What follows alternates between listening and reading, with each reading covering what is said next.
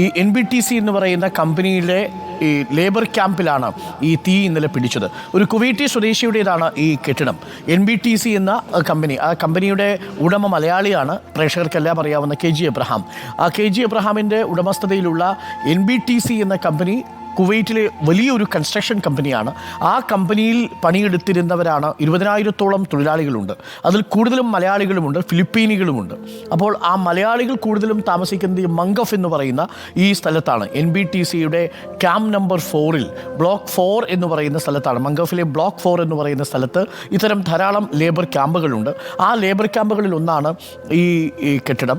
ഈ കെട്ടിടത്തിൻ്റെ താഴത്തെ നിലയിലാണ് സെക്യൂരിറ്റി സ്റ്റാഫായൊരു ഈജിപ്ഷ്യൻ പൗരനുണ്ടായിരുന്നത്. അദ്ദേഹത്തിൻ്റെ മുറിയിലാണ് ആദ്യമായി സിലിണ്ടർ പൊട്ടിത്തെറിച്ചത് എന്നാണ് നമുക്ക് ലഭിക്കുന്ന വിവരം. ഇന്നലെ പുലർച്ചെ 4:05 കൂടിയാണ് സംഭവം ഉണ്ടാവുന്നത്. ഗ്യാസ് സിലിണ്ടർ ഈ സെക്യൂരിറ്റി സ്റ്റാഫിൻ്റെ മുറിയിൽ പൊട്ടിത്തെറിക്കുന്നു. പിന്നീട് ആ പൊട്ടിത്തെറി മുകളിലത്തെ നിലയിലേക്ക് പോവുകയും അവിടെയുള്ള മറ്റ് ഗ്യാസ് സിലിണ്ടറുകളിലൂടെ തീ പടർന്നു പിടിക്കുകയും പിന്നീട് ഒരു അഗ്നിഗോളമായി താഴത്തെ നില മാറുകയും ചെയ്യുന്നു.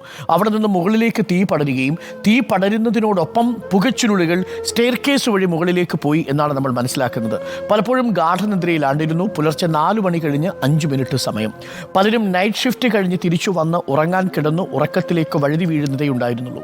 ചിലർ പുലർച്ചെ ഷിഫ്റ്റിന് പോകാൻ വേണ്ടി ഉണർന്നെഴുന്നേൽക്കുന്ന സമയം. ആ സമയത്താണ് ഈ അഗ്നിഗോളമായി മാറുന്നത്. അപ്പോൾ ഈ അഗ്നിബാധയുണ്ടായി പുകച്ചുരുളുകൾ മുകളിലേക്ക് വരുമ്പോൾ ഉറങ്ങിക്കിടന്നിരുന്നവർ, ഈ മരിച്ചവരിൽ കൂടുതൽ ആളുകളും ഉറക്കത്തിൽ തന്നെ മരിച്ചുപോയി എന്നാണ് നമ്മളോട് ഇന്നലെ സംസാരിച്ച KMCCയുടെ ഒക്കെ പ്രതിനിധികൾ പറയുന്നത്. അവർ ഉറക്കത്തിൽ നിന്ന് എഴുന്നേൽക്കുന്നതിന് മുമ്പ് കാർബൺ മോണോക്സൈഡ് ശ്വസിക്കുകയും എഴുന്നേൽക്കാൻ കഴിയാതെ തളർന്ന് കുഴഞ്ഞു വീണ് മരിക്കുകയുമാണ്. ഇനി ചില ആളുകളാകട്ടെ ഈ കെട്ടിടത്തിൻ്റെ മുകളിലത്തെ നിലയിൽ നിന്ന് താഴേക്ക് ചാടാൻ ശ്രമം നടത്തി. അങ്ങനെ ചാടിയവർ താഴത്തെ ബാൽക്കണിയിലേക്ക് തലയിടിച്ചു വീണ് മരിച്ചവരുണ്ട്.